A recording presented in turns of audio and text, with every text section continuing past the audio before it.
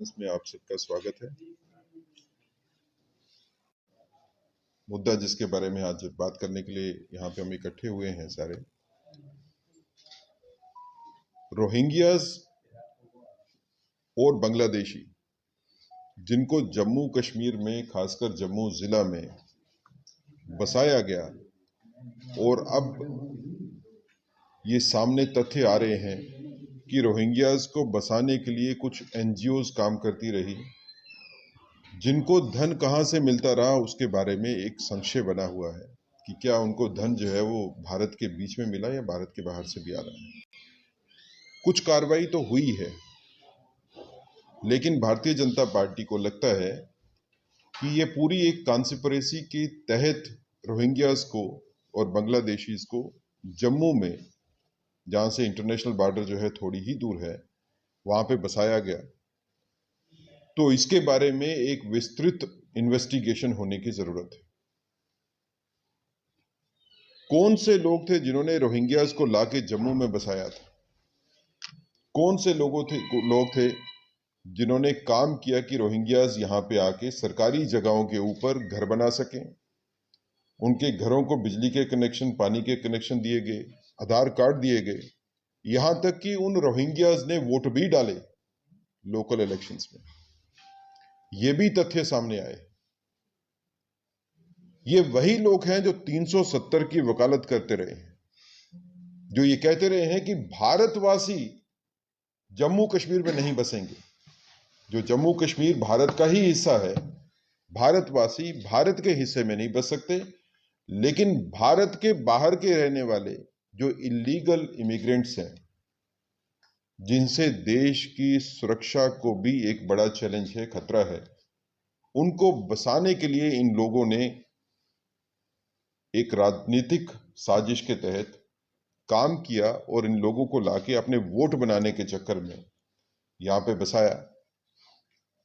Bharatiya Janata party LG administration से ये request करेगी, क्योंकि होम जो है वो एलजी एडमिनिस्ट्रेशन के पास है, एलजी साहब के पास है। हम ये रिक्वेस्ट करेंगे कि इसमें सीबीआई एक एफआईआर लिखे और उन सर्कमस्टांसेस के बारे में, उस घटना चक्र के बारे में एक व्यापक तौर के ऊपर इन्वेस्टिगेशन हो, जिसमें ये तथ्य सामने आए कि कौन से लोग थे जो रोहिंग्यास को यहां पे लाके बसाने में रिस्पॉन्सिबल हैं, और उन लोगों के खिलाफ कड़ी से कड़ी कार्रवाई होनी चाहिए, एफआईआर लगनी चाहिए, मुकदमे उनके ऊपर चलने चाहिए, और देश को भी पता चलना चाहिए कि देश के विरोध में काम करने वाली ताकतें कौन सी हैं। कौन से लोग थे जिन्होंने देश के हित के आगे अपने राजनीतिक स्वार्थ को रखा। भारतीय जनता पार्टी ये भी कहना चाहती है कि रोहिंग्यास जिनको जम्मू में लाके बसाया गया और जिनकी बस्तियां हैं जम्मू शहर के बीच में, इनको जम्मू से बाहर खदेड़ना चाहिए, बल्कि इनको डिपोर्ट करना चाहिए ताकि अपने अपने देश में वापस जा सके। कोई दूसरे देश से आके भारत में बसने के लिए आवेदन देता है और उस आवेदन के तहत जो है कहीं कोई यहां पे आता है, तो वो एक अलग से बात है। लेकिन चोरी छिपे भारत की धरती के ऊपर आके बसना, और फिर आप अगर पिछले कुछ तथ्यों को देखें तो इन लोगों की इन्वॉल्वमेंट जो है वो यहाँ पे लोकल क्राइम्स में भी है, ड्रग्स में भी इनकी इन्वॉल्वमेंट है, और इनके बारे में ये भी है कि इनकी इन्वॉल्वमेंट जो है वो क्रॉस बॉर्डर टेररिज्म में भी इनकी इन्वॉल्वमेंट रही है। लेकिन किसी ना किसी तरीके से ये सब ठंडे बस्ते में डाला जाता रहा है। रोहिंग्यास को लाना यहाँ पे जम्मू कश्मीर में तकरीबन उसी वक्त शुरू हुआ जब यहाँ पे मिलिटेंसी की शुरुआत हुई 90s के शुरू में। तो एक इतनी बड़ी जो साजिश है, इसको बेनकाब करने के लिए सीबीआई की इन्वेस्टिगेशन की जरूरत है, और उन सभी ताकतों को सामने लाने के लिए और उनकी प्रोसिक्यूशन करने के लिए भारतीय जनता पार्टी कटिबद्ध है। हम ये दरख्वास्त करते हैं एलजी साहब से भी कि इन तथ्यों का संज्ञान लेते हुए इस पे कड़ी से कड़ी कार्रवाई होनी चाहिए, और जो ताकतें रोहिंग्याज को सपोर्ट करती हैं। ये इलीगल इमिग्रेंट रोहिंग्याज भी होंगे और उसमें कुछ बांग्लादेशीज भी हैं जो इनको सपोर्ट करती हैं सिर्फ धर्म के नाम के ऊपर, कि वो एक धर्म विशेष से संबंध रखते हैं। भारतीय जनता पार्टी समझती है कि ऐसी ताकतें राष्ट्र विरोधी ताकतें। जी सेठी साहब, अभी देखा गया कि सरकार ने जो बिजली कनेक्शन और पानी कनेक्शन के काटे, उसके बाद दोबारा से जो जावेद राणा ने कहा कि पानी की सप्लाई शुरू कर दी जाए ह्यूमैनिटेरियन जेस्चर को देखते हुए, उसको कैसे देखते हैं? देखिए, मैं ये पूछना चाहता हूँ जावेद साहब से भी और एनसी गवर्नमेंट से भी कि क्या आप कानून के हिसाब से चलेंगे या कानून आपके लिए मैटर नहीं करता है? जम्मू कश्मीर में कानून है, उस कानून के तहत अगर आपने पानी का कनेक्शन लेना है, बिजली का कनेक्शन लेना है, तो आपको डोमिसाइल सर्टिफिकेट की जरूरत है। आपको लीगल पोजीशन तो बताना है ना कि आपके पास जगह का लीगल पोजीशन है। आप लीगल पोजीशन किसी के पास नहीं है, आप उसको कैसे पानी का कनेक्शन, कैसे बिजली का कनेक्शन देते हो? और ह्यूमैनिटेरियन ग्राउंड के बीच में अगर आप बात करते हो तो यूनाइटेड नेशन चार्टर है, उस चार्टर के हिसाब से डिसाइड होता है कि किसको लीगल एसाइलम मिला है। ये सर इलीगल इमिग्रेंट्स हैं। इलीगल इमिग्रेंट्स को कोई जस्टिफिकेशन नहीं है गवर्नमेंट की साइड से बिजली के कनेक्शन, पानी के कनेक्शन देने की। इनको अपनी धरती से बाहर निकालना जो है अपनी सुरक्षा के लिए भी जरूरी है।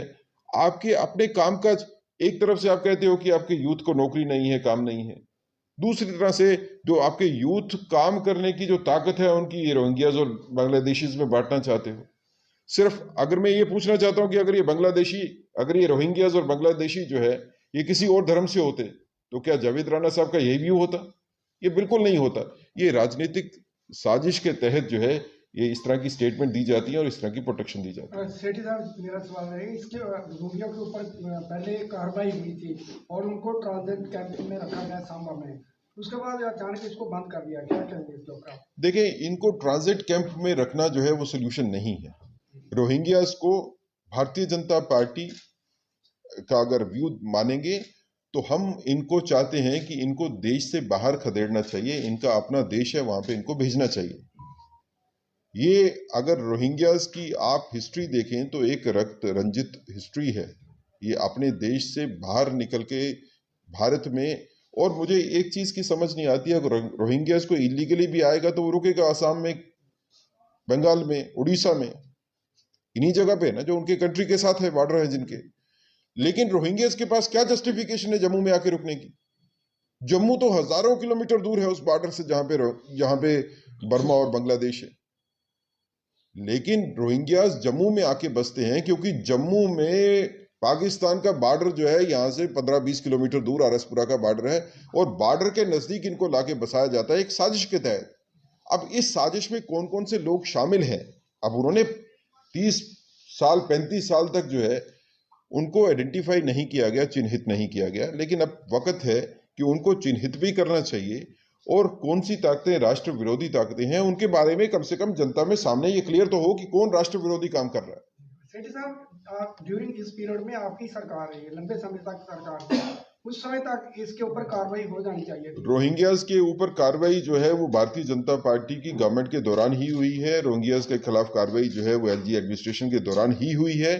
लेकिन कुछ एनजीओज की आप बात करें, कुछ ताकतें जो है वो कोर्ट्स में जाती हैं, हाईकोर्ट में भी जाती हैं, इंटरवीन करती हैं, सुप्रीम कोर्ट तक जाती हैं इनके मुकदमे लड़ने के लिए। किसी तरह से इनको प्रोटेक्शन, जिन्होंने पहले इनको राजनीतिक प्रोटेक्शन दी, आज इनको अदालती प्रोटेक्शन देने के लिए जो है वो इस तरह की ताकतें सामने आती हैं। इसीलिए इनके खिलाफ कार्रवाई जो है उतनी तेजी से नहीं हो पाती। आज मेरा क्वेश्चन ये है कि उन ताकतों को आइडेंटिफाई करना है हमारे को, जो ताकतें इस तरह की विध्वंसक स्थिति पैदा करती है। सर, एलजी एडमिनिस्ट्रेशन से आपने कहा कि चिट्ठी या बातचीत की जाएगी, क्या एलजी से आपने मिलने का समय दिया है? उन्होंने समय दिया है कि आप अपनी मांग रख पाए सीधे? देखिए, आज हम प्रेस कॉन्फ्रेंस के माध्यम से यही अपील एलजी साहब से करना चाहते हैं, और यही अपील हम सीबीआई को भी करना चाहते हैं, होम मिनिस्ट्री से भी करना चाहते हैं कि सीबीआई इंडिपेंडेंटली भी इसके ऊपर जो है वो संज्ञान ले सकती है, कॉग्निजेंस ले सकती है, इन्वेस्टिगेशन कर सकती है। और अगर भारतीय जनता पार्टी को कहीं जाके किसी से बात करने की जरूरत होगी तो भारतीय जनता पार्टी ने पहले भी बात की है, रोहिंग्यास के अगेंस्ट बात की है हमने, और इनकी जो इलीगल सेटलमेंट है जम्मू में उसके बारे में हमने पहले भी बात की है, आगे भी हम जाके इसके बारे में बात करेंगे। सर आप एनजीओज की बात करें कि सीबीआई के मामला दर्ज होना चाहिए, लेकिन अभी भी हम देखें बड़े पैमाने पे जम्मू म्यूनिसिपल कॉर्पोरेशन में जो सफाई कर्मचारी जो गार्बेज कलेक्शन में रोहिंग्या काम कर रहे हैं, रेलवे के जो कॉन्ट्रैक्टर्स हैं वो रोहिंग्या का इस्तेमाल कर रहे हैं स्टेशन में सफाई और रेलवे, उसको लेकर उस पर भी तो कार्रवाई होनी चाहिए, तो उसको लेकर देखिए, मैं आपको ये कहता हूं कि रोहिंग्यास की ये भी एक विषय है कि रोहिंग्यास शायद रेट्स जो है काफी कम है उनकी लेबर के, और वो जम्मू की जो लोकल लेबर है उसको जो है वो काम नहीं करने देते क्योंकि वो काम रहता नहीं है। ये भी एक चिंता का विषय है। ये चिंता का विषय जम्मू के लिए भी है और ये कश्मीर के लिए भी है। इस तरह की इलीगल जो है मूवमेंट कश्मीर में भी है, जो बड़ी एक सिक्योरिटी जो है वो लैप्स हो सकती है। तो अगर इस तरह के इलीगल इमिग्रेंट्स को आप गवर्नमेंटल एजेंसीज में कहीं पे काम देते हो तो फिर वो बिल्कुल गलत काम हो रहा है। अगर इनको म्युनिसिपैलिटी में या किसी और जगह पे अगर आप जॉब मिलता है, नौकरी मिलती है, कॉन्ट्रेक्चुअल बेसिस के ऊपर भी मिलता है, तो वो बिल्कुल गलत है। भारतीय जनता पार्टी चाहती है कि इस तरह की कोई कार्रवाई नहीं होनी चाहिए। सर, जिस तरह से बाहर